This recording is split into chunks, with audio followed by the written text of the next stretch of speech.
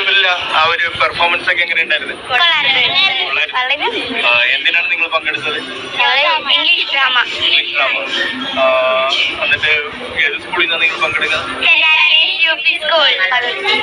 എങ്ങനെയുണ്ടായിരുന്നു നിങ്ങളുടെ മത്സരത്തിന്റെ റിസൾട്ട്?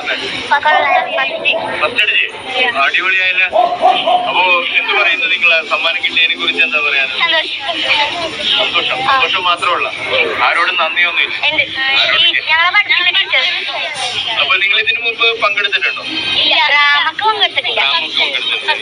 ഫസ്റ്റ് ടൈമാണ് പങ്കെടുക്കുന്നത്. ഫസ്റ്റ് ടൈം പങ്കെടുത്തു കഴിഞ്ഞപ്പോൾ ആദ്യത്തെ മത്സരത്തിൽ തന്നെ ഒന്നാം സമ്മാനം കിട്ടുന്നു. അടിപൊളി.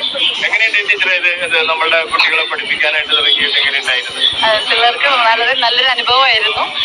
ദിവ്യ മിസ്സാണ് ഇതിന് ലീഡ് ചെയ്ത ടീച്ചർ. ഇപ്പോൾ ആനുകാലികമായിട്ടുള്ള പ്രസക്തിയുള്ളൊരു വിഷയമാണ് ഞങ്ങൾ എടുത്തത്.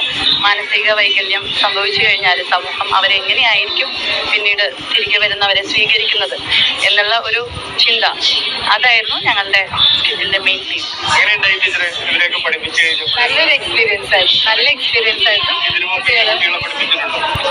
സ്കിറ്റിങ്ങിന് ക്ലാസ്സിൽ ചെയ്യിപ്പിക്കുന്നല്ലാണ്ട് ഫസ്റ്റ് ആയിട്ട് ഒരു കോമ്പറ്റീഷന് കൊണ്ടുപോകും.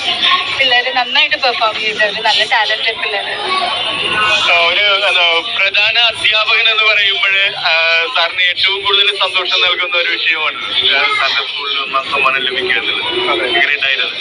വളരെയധികം സന്തോഷമുണ്ട്. നമ്മൾ നാടകത്തിൽ ഇതിനു മുമ്പും പല മത്സരങ്ങളിലൊക്കെ നമ്മൾ പങ്കെടുത്തിട്ടുണ്ടെങ്കിലും ഇംഗ്ലീഷ് സ്കിറ്റ് നമ്മൾ ആദ്യമായിട്ടാണ് ചെയ്തത്.